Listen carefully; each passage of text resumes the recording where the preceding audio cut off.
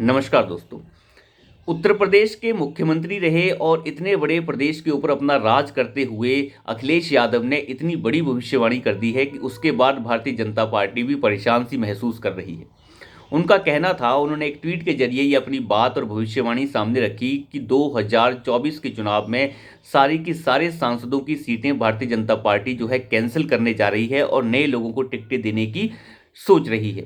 उनका कहना है कि भारतीय जनता पार्टी के कोई भी सांसद अपने क्षेत्र में नहीं जाते हैं और भारतीय जनता पार्टी इस चीज़ से घबराई हुई है कि उसके सारे सांसद जो हैं हार रहे हैं। उनका कहना था कि सबके सब सीटें जो हैं उनके ऊपर सांसद बदले जा रहे हैं, टिकटें कैंसिल की जा रही हैं, मात्र एक सीट को छोड़कर। उनका इशारा बिल्कुल साफ था कि वो बनारस की सीट की बात कर रहे हैं कि वहां से सांसद को नहीं बदला जाएगा, यानी नरेंद्र मोदी शायद इसी जगह से दोबारा चुनाव लड़ेंगे, लेकिन वो भी हार का सामना कर सकते हैं। उन्हें भी अपनी सीट सुरक्षित नहीं लग रही है। अब अंदाज़ा लगा के देखिए कि अखिलेश यादव किस तरीके की बात कर रहे हैं। जो इतने बड़े राज्य का मुख्यमंत्री रहा हो, इतने बड़े राज्य को चला चुका हो, वो इस तरीके की बचकानी बातें करेगा तो उसके ऊपर कौन विश्वास करेगा। क्या इन बातों का कोई सर और पैर है? इन बातों का कोई सर पैर नहीं है। जो अपनी पार्टी को ना संभाल पा रहा हो, वो दूसरों की पार्टी के बारे में जो है इस तरीके के आक्षेप लगा रहा है। जो अपनी इस पार्टी के लिए 2014 में मात्र 5 ही सांसद जितवा पाया और 2019 में भी मात्र 5 ही सांसद जीत पाए, जब वो बहुजन समाजवादी पार्टी के साथ गठबंधन में चुनाव लड़ रहे थे। लेकिन उन 5 सांसदों को भी वो बनाकर नहीं रख पाए। उपचुनाव में वहां पर भी 2 सांसद दोबारा से हार गए। आजमगढ़ की सीट वो हार गए, रामपुर की सीट भी हार गए। रामपुर से मोहम्मद आजम खान हार गए और आजमगढ़ की सीट तो खुद अखिलेश यादव ने खाली की थी, जो उपचुनाव में वो दोबारा से हार गए। हालांकि उनके पिताजी की मृत्यु के बाद मैनपुरी की सीट खाली हुई, लेकिन वहां से भी अपनी पत्नी डिंपल यादव को लड़वाकर बड़ी मुश्किल से उन्होंने वो सीट जीती। अब अंदाज़ा लगा के देखिए कि किस तरीके की हालत जो है अखिलेश यादव की हो चुकी है कि वो भारतीय जनता पार्टी के लिए कह रहे हैं कि वो सारे के सारे सांसद जो हैं उनके हारने जा रहे हैं। किस तरीके की बातें अखिलेश यादव कर रहे हैं। अभी उन्हें अपने गठबंधन के बारे में कुछ पता नहीं है। अभी उन्होंने आरएलडी को 7 सीटें देने का फैसला लिया था और इसका जो है उन्होंने कह दिया था कि हम 7 सीटें जो हैं आरएलडी को दे रहे हैं, लेकिन ये ढंग से नहीं बता पाए कौन कौन सी सीटें आरएलडी को दे रहे हैं। लेकिन बातें कर रहे हैं वो भविष्यवाणी कर रहे हैं भारतीय जनता पार्टी के सांसदों के बारे में। अंदाज़ा लगा के देखिए, प्रधानमंत्री मोदी के लिए कहा जा रहा है कि उनके लिए बनारस की सीट इस बार सुरक्षित नहीं है। किस तरीके की मानसिकता से गुजर रहे हैं अखिलेश यादव। उन्होंने कुछ दिन पहले एक और ट्वीट किया था और कहा था कि जैसे बनारस के जिला सत्र न्यायालय ने ज्ञानवापी के अंदर जो है वो श्रृंगार गौरी की पूजा के हक जो है हिंदू पक्ष को दे दिया है और इसके लिए 7 दिनों का समय जिला सत्र न्यायालय ने सरकार को दिया था कि आप इसकी तैयारी कर लें और पूजा का जो भी तैयारी करनी है उसको तैयारी करने के पश्चात 7 दिनों के अंदर पूजा करने का पूरी इंतज़ाम कर लें। लेकिन सरकार ने 7 दिनों का इंतज़ार नहीं किया, केवल एक ही दिन के अंदर सारी तैयारी कर ली और रातों रात पूजा शुरू करवा दी। ये बहुत ज़्यादा जल्दबाजी सरकार ने की है। उन्हें 7 दिन का इंतज़ार करना चाहिए था। अंदाज़ा लगा के देखिए कि अखिलेश यादव किस तरीके की बातें कर रहे हैं।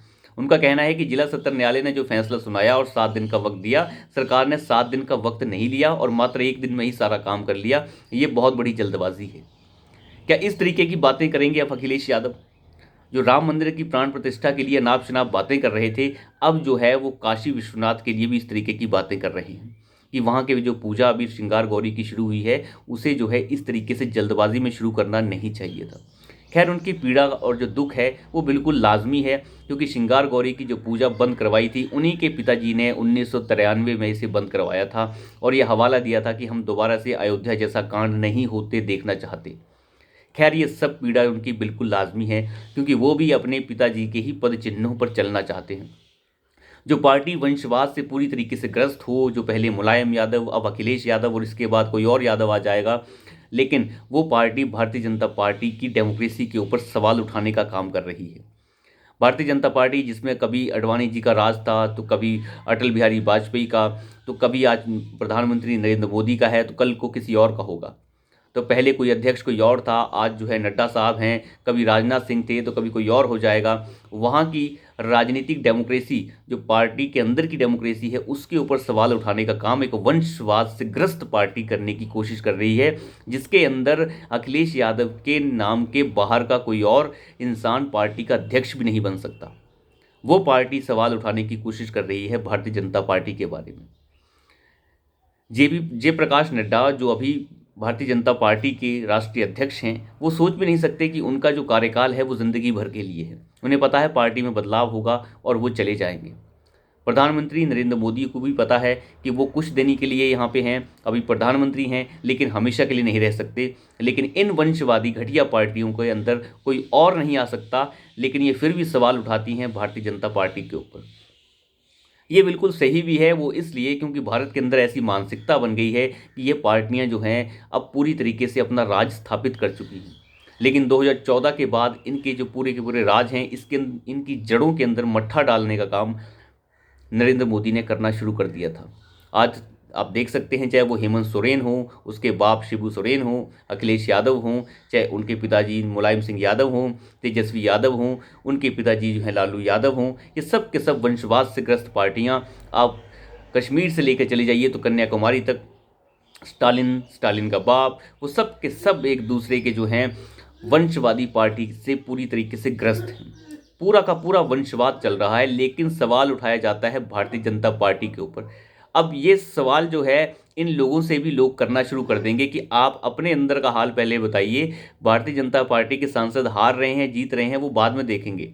अब अपनी बात बताइए कि आज तक आप 2014 में मात्र 5 सांसद, 19 में मात्र 5 सांसद, अब आपका क्या होने वाला है। तो अभी के लिए इतना ही।